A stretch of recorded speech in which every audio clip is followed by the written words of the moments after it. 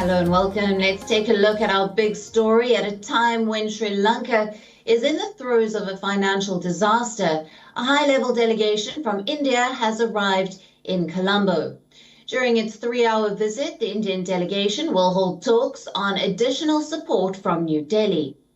Led by the Indian Chief Economic Advisor, V. Nageshwaran, the delegation has also including Indian Foreign Secretary Vinay Mohan Quatra and the Indian Economic Affairs Secretary Ajay Seth. Now, the officials will assess the ground situation related to the economic conditions in Sri Lanka. In Colombo, the Indian delegation will be meeting the Sri Lankan Prime Minister at 12 p.m. Indian Standard Time. So far, New Delhi has provided around $4 billion worth of assistance to Colombo, including a $400 million swap for credit lines totaling $1.5 billion. In June, the island nation imported 50,000 metric tons of rice under the Loan Assistance Program. To help ease the acute fuel shortage, India has also delivered around 40,000 metric tons of petrol and diesel each to Sri Lanka under the Indian credit line. The island nation of 22 million people is struggling with its worst economic crisis in 7 decades. Because of a severe shortage of foreign exchange, it is unable to import essentials, including food, fuel, and medicines. After months of shortages of fuel and food and electricity, the Sri Lankan Prime Minister told lawmakers that the debt-laden economy has collapsed. Wickremesinghe became Prime Minister just over a month ago and is also the country's finance minister. He explained that due to the heavy debts owed by its petroleum corporation, Sri Lanka was unable to purchase imported fuel, even for cash.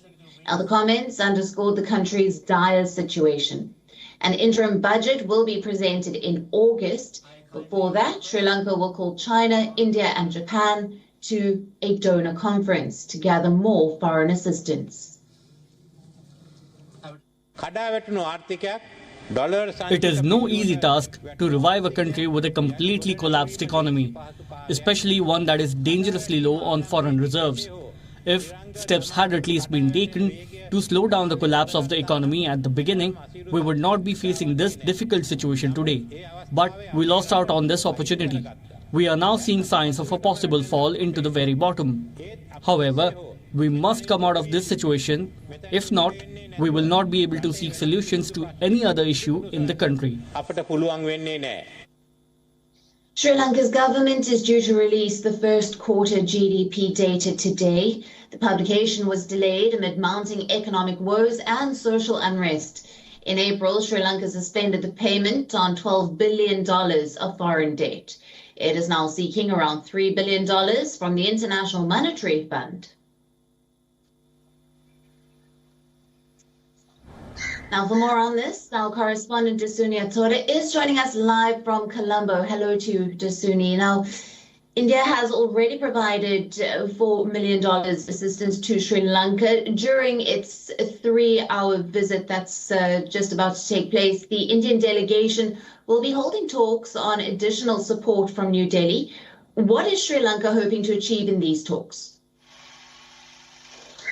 Yes, very good afternoon to everyone watching. Now, the delegation did arrive this morning, and for the first commitment, it was noted that these 5 Indian officials did meet with President Gotabaya Rajapaksa, and just a few moments ago, it was confirmed that the meeting with Prime Minister Ranil Wickremesinghe did get underway along with the Indian officials. It must be kept in mind that Sri Lanka and India have been close allies in working together to overcome the current economic crisis, especially concerning talks that regard debt restructuring here in the country, for which the IMF experts who also visited Sri Lanka very recently were highlighting on. Right, and Dasuni, the worst economic crisis that Sri Lanka is facing in 7 decades. The government is due to release the first quarter GDP data today after this being delayed. What can we expect to hear on this? Well, naturally, when you are going through a crisis, it will be reflected on your statistics, be it economic or even finances. So we are yet to see how much of a percentage has Sri Lanka's economy really contracted, and how this has been reflected in Sri Lanka's GDP as well. And it's not only GDP, it's also other factors of statistics that will be taken into account, chief of which being Sri Lanka's rate of inflation, which we got to know yesterday has exceeded 45% for the month of May. More specifically, when you look at other inflation measures such as food inflation for a month-on-month basis as well. So it's not only GDP, it's also statistics in other economic factors as well that will really show and paint the accurate picture of the crisis that Sri Lanka has been going on and experiencing for the past few months. Right, and of course there's been social unrest among the citizens due to this economic crisis. What is it like for the people of Sri Lanka at the moment?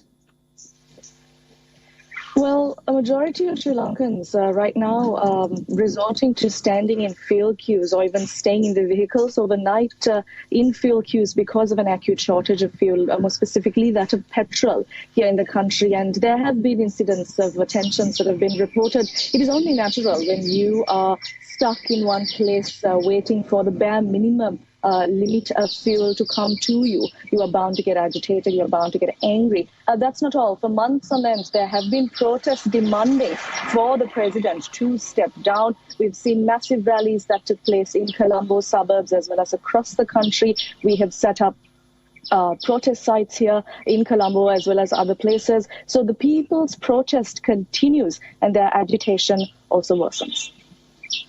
Absolutely, Dasuni. Thank you very much for bringing us all the latest details coming out of Colombo. WION now available in your country. Download the app now. Get all the news on the move.